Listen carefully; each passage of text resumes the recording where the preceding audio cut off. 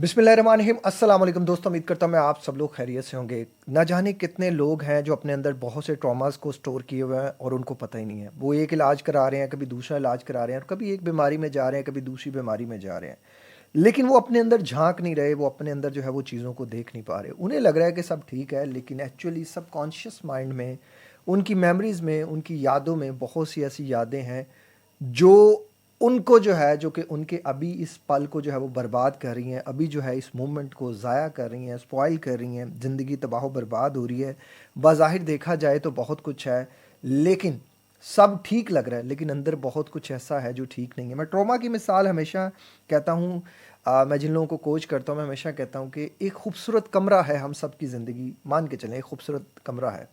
तो उसमें कुछ फूल हैं जो मुरझा गए हैं, जो ख़राब हो गए हैं, जो बर्बाद कर रहे हैं हमारी उस पूरे के पूरे कमरे की रौनक को, उसकी स्मेल प्रोड्यूस कर रहे हैं, और वो आहिस्ता आहिस्ता इतनी ज़्यादा होती जा रही है कि हमारा वो खूबसूरत कमरा भी हमें बदसूरत लगना शुरू हो गया है। यही रीज़न है कि जिन लोगों की ज़िंदगी में कोई ट्रॉमा होता है, तो वो ट्रॉमास को लेके जो है वो उनकी ज़िंदगी में या तो वो बहुत ज़्यादा गिल्ट में चले जाते हैं, या बहुत ज़्यादा शेम में चले जाते हैं, वो आगे डिप्रेशन में जाते हैं, एंजाइटी में जाते हैं, स्ट्रेस में जाते हैं, बहुत सी चीज़ें अपने साथ जो है वो बिल्डअप कर लेते हैं। ट्रॉमा हर इंसान की ज़िंदगी में डिफरेंट हो सकता है। किसी इंसान की ज़िंदगी में ट्रॉमा एक बहुत छोटी सी चीज़ भी हो सकती है, और किसी इंसान की ज़िंदगी में एक बहुत बड़ा ट्रॉमा भी हो सकता है। नॉर्मली हमारे इधर जो कॉमन सोच है, हम ये समझते हैं कि यार मैंने कौन सी किसी की अपने की कोई डेथ देखी है सामने, मैंने कौन सा कोई एक्सीडेंट देखा है, जो कि ट्रॉमा का एक जो है ना वो कॉमन डेफिनेशन आपको इंटरनेट पे मिलती है, कॉमन डेफिनेशन मिलती है। लेकिन कॉमन अगर आप बात करते तो ये कुछ लोगों को डाइवोर्स के वजह से भी हो सकता है, कुछ लोगों को किसी अपने को खोने की वजह से हो सकता है, किसी को अपने किसी की डेथ की वजह से हो सकता है, किसी के साथ कोई धोखा हुआ, घर वालों का माहौल ऐसा था, वो बहुत ज़्यादा लड़ते थे, झगड़ते थे, पेरेंट्स बहुत ज़्यादा जो थे वो टॉक्सिक थे, बहुत ज़्यादा सख्त माहौल था, घर में बहुत ज़्यादा अजियत वाला माहौल रहता था, जो बहुत ज़्यादा एंजाइटी रहती किसी इंसान को बहुत सी ओवर थिंकिंग का मसला रहता, तो वो चीज़ों को बहुत ज़्यादा लिंक करता। आपने किसी से मोहब्बत की, बहुत ज़्यादा की, टूट के चाहा उसे, आपके इमोशन सारे लगे उस पर, और उसने आपको तोड़ दिया और वो आपको छोड़कर चला गया, तो आप ट्रॉमाटाइज हो जाएंगे, तो वो आप चले जाएंगे।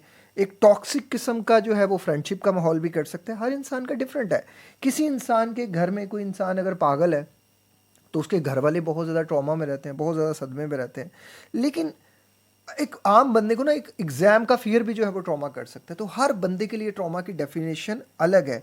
आपकी ज़िंदगी में कौन सा ट्रॉमा है, मैं चाहता हूँ आप मुझे जो है वो ईमेल करें, और आप वीडियो के नीचे आप कमेंट कर दें कि जब आप अपना ट्रॉमा मुझे ईमेल कर दें, तो मुझे सिर्फ आपने वीडियो के नीचे कमेंट कर देना कि मैंने अपना ट्रॉमा जो है वो ईमेल कर दिया है। क्योंकि ट्रॉमा को जो पहचानना, अपने अंदर झांकना बहुत ज़्यादा ज़रूरी है।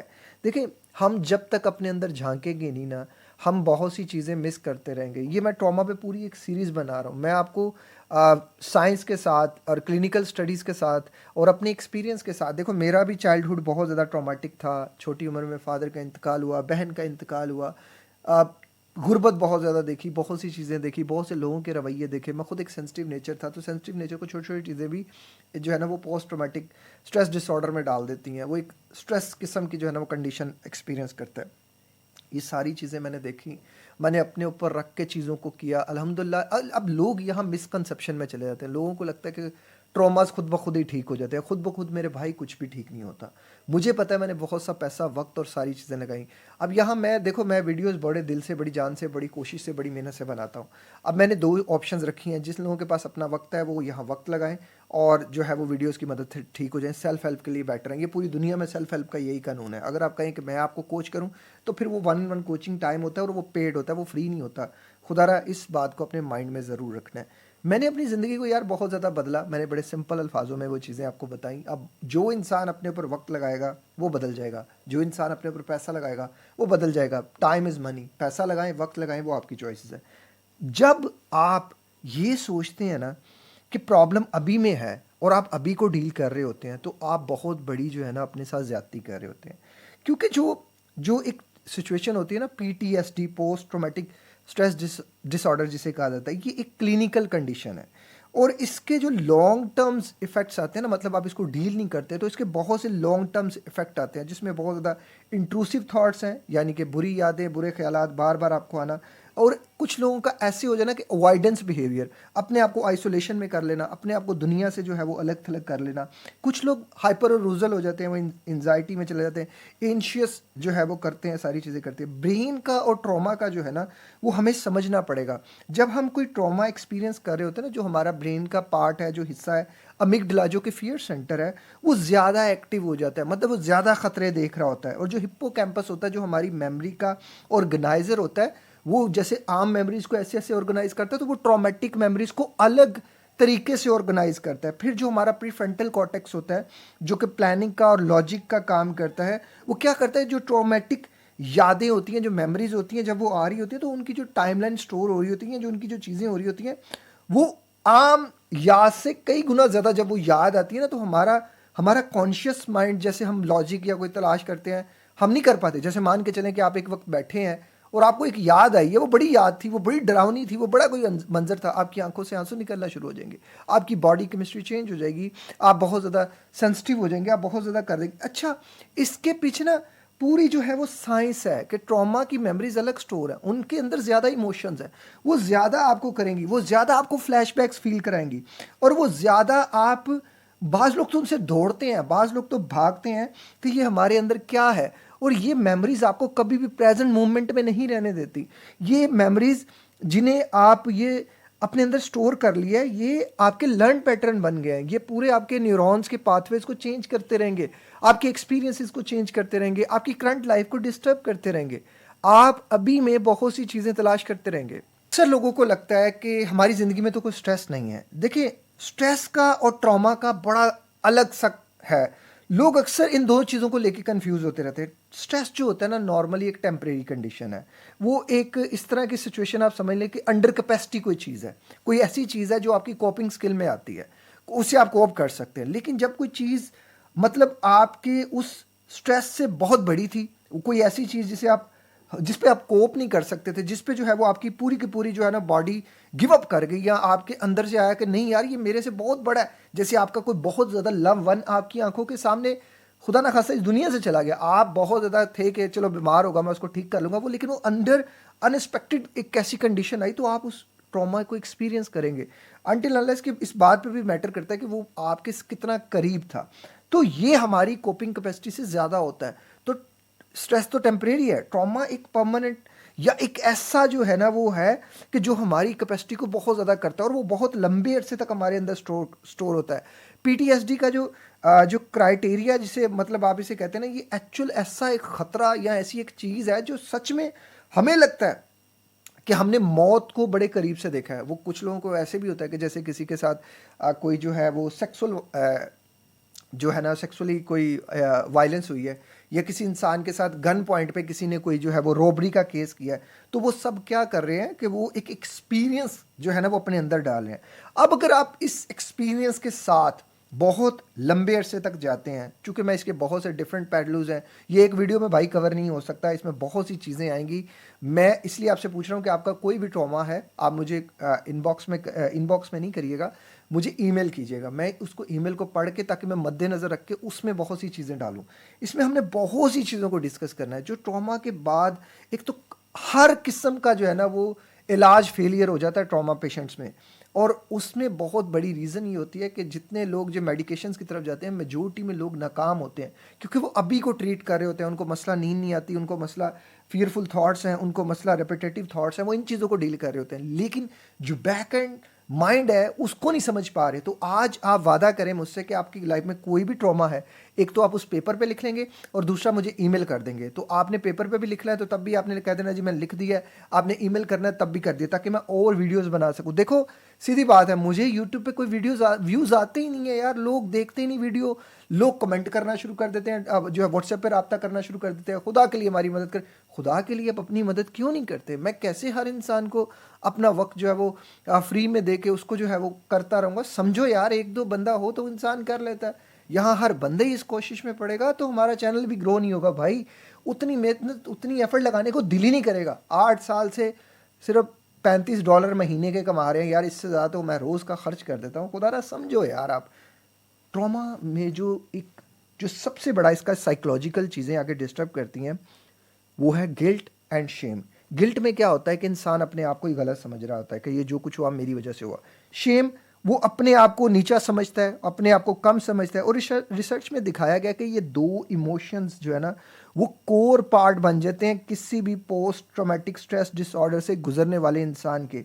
और इसी चीज़ की वजह से वो आगे जाके गिल्ट जो है वो हाइपर अरूजल जो है वो उसे इंक्रीज कर देती है, मतलब वो बहुत ज़्यादा एंजाइटी में चला जाता है, बहुत ज़्यादा डिप्रेशन में चला जाता है। और डीप गिल्ट जो होता है ना, वो उसके विड्रॉवल सिम्टम्स को बढ़ा देता है, उसकी जो आइडेंटिटी होती है उसको हाइड कर देता है। बाज़ दफ़ा बाज़ लोगों को बहुत ज़्यादा कंपल्सिव डिसऑर्डर जो है ना वो जो है ना वो ऑब्सेसिव किस्म के जो है इंट्रूसिव थॉट्स आते हैं। तो सेगमेंट फ्राइड ने पहली दफ़ा एक कंसेप्ट जो है ना वो पेश किया। उसने बताया कि जो रेपिटेशन थॉट्स आते हैं या जो रेपिटेशन आदात बनती हैं, इस आदात में हम वही एक्सपीरियंस अपने अंदर बार बार करते हैं जो हमें पहले जो है ना वो इमोशनली डिस्टर्ब कर चुके होते हैं। मतलब आप पहले एक चीज़ से डिस्टर्ब हुए, आपने उससे डरे कि ये दोबारा ना हो, तो दिमाग ने बार बार उसी चीज़ को आपसे करवाया। दिमाग की कॉमन सी एक है कि आप इसे जिस चीज़ से रोकेंगे ये उसी तरफ ही आएगा। Mostly psychologist, mostly life coaches ये कहते हैं कि ये हमारा अनकॉन्शियस जो है ना वो प्रोसेस होता है। और ये जो हमारा है एक लर्नड पैटर्न है, ये हमारी हैबिट है, ये हमारा जो है वो न्यूरल सर्किट का पार्ट बन चुका होता है। तो जब तक आप इसे बदलेंगे नहीं, चीज़ें कैसे बदलेंगी? ये जो लोग मुझे कहते हैं खुद ही सब ठीक हो जाएगा, खुद ही सब ठीक नहीं होता, ठीक करना पड़ता है। इस पूरी सीरीज़ में मैं आपको सेल्फ हेल्प पे जितना ज़्यादा बता सकता हुआ मैं बताऊंगा। अब करना ना करना आपकी मर्जी है, मेरा काम सिर्फ आपको बताना है, बाकी आपकी ज़िंदगी है, आपकी चॉइसेस हैं, जिस तरह आप चाहें आप इस ज़िंदगी को गुजारें। टॉक्सिक रिलेशनशिप और सेल्फ डिसकंस्ट्रक्टिव बिहेवियर जो होता है, अवॉइडेंस जो है बिहेवियर होता है, ये आप इसे आइडेंटिफाई कर सकते हैं। अगर आप इसे आइडेंटिफाई करते हैं तो आप इसे बहुत ज़्यादा डील भी कर सकते हैं खुद से। जो अब आप लिखेंगे ना, ये सारी चीज़ें आपके खुद ही कंट्रोल में आ जाएंगी। अब बात ये आती है कि अगर आप ट्रॉमा को पहचानते नहीं हैं, उसको लिखते नहीं हैं और इसको ऐसे ही छोड़ देते हैं, इसको आप डील नहीं करते, जो कि मैं इंशाल्लाह आगे बहुत सी टेक्निक्स भी आपको बताने वाला हूँ। तो ये क्या करता है, ट्रॉमा लॉन्ग टर्म आपको बहुत ज़्यादा साइकोलॉजिकल और बायोलॉजिकल और बिहेवियरल जो है ना ये जो है ना वो नुकसानात देता है। जो सबसे ज़्यादा इसमें होता है वो हाइपर अरूजल होता है। इंसान हमेशा अलर्टनेस में रहता है, एंजाइटी में रहता है, इंट्रूसिव थॉट्स बहुत ज़्यादा होते हैं, इसमें यादें बड़ी आती हैं, पुराने ख्यालात बड़े होते हैं, वो नए ख्यालात के साथ लिंक होकर वो सारी चीज़ें डराती रहती हैं, बुरी चीज़ें होती रहती हैं। इंसान जो है ना वो सबसे अलग हो जाता है, इंसान अकेला हो जाता है, इंसान चीज़ों से जो है ना वो कट ऑफ हो जाता है। मूड स्विंग्स बहुत ज़्यादा होता है, डिप्रेशन होता है, इरिटेबिलिटी हो जाती है, आवाज़ारी वाली कैफियत होती है। और बिहेवियरल पैटर्न्स ये आते हैं कि अगर कोई रिलेशनशिप में है तो वो उस रिलेशनशिप में तबाही बर्पा कर देता है, क्योंकि उसमें बचपन में तबाही देखी होती है। वो लड़ाई झगड़ा बिला वजह झगड़ता रहता है। इसके ऊपर ना मैं रिलेशनशिप के ऊपर भी इंशाल्लाह डिटेल वीडियो बनाऊंगा। मुझे पता है बहुत से लोग जो है ना वो सब कुछ होने के बाद भी अपनी वाइफ के साथ, वाइफ हस्बैंड के साथ बहुत ज़्यादा टॉक्सिक और ये सारी चीज़ें होती हैं। सोशल विड्रॉवल जो है ना वो हो जाता है कि वो लोगों में नहीं जाता। और ट्रॉमेटिक चाइल्डहुड जिन लोगों ने एक्सपीरियंस किया होता है, ये बहुत ज़्यादा उनमें देखा जाता है।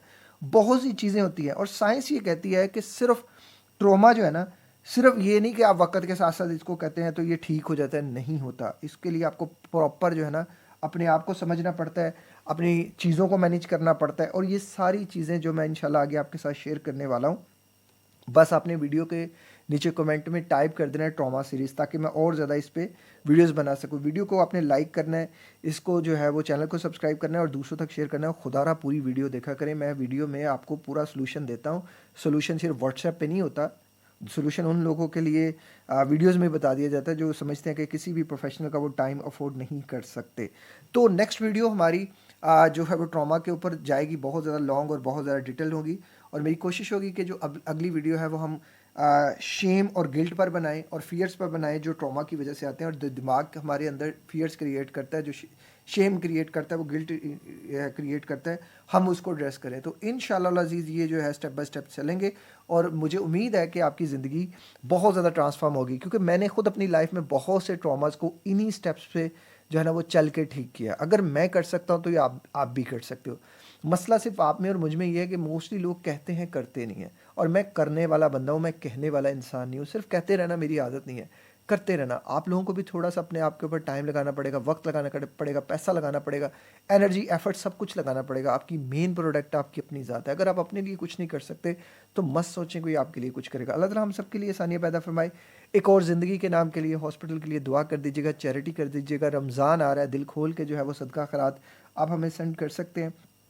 और ये आपकी अमानत है। मुझे यकीन कीजिएगा, मुझे इस ₹1 की भी खबर नहीं होती, ना मैं रखता हूँ, क्योंकि मेरे लिए ये पैसे बहुत ज़्यादा, क्योंकि ऐसा भी कभी हो ना कि मैं अपने अकाउंट में भी ये जो है ना नहीं करता, क्योंकि मैं ज़कात से बहुत ज़्यादा डरता हूँ।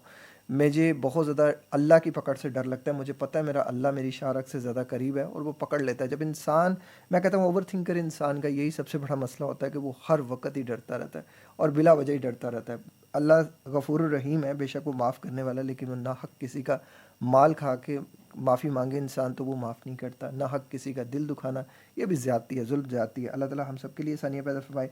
अपना बहुत ख्याल रखिएगा और मुझे अपना ट्रॉमा ज़रूर ईमेल कीजिएगा। मैं पढ़ के उसको उसी को बेस बना के, ताकि बहुत से लोगों की हेल्प हो सके। अस्सलाम वालेकुम, अल्लाह हाफ़िज़।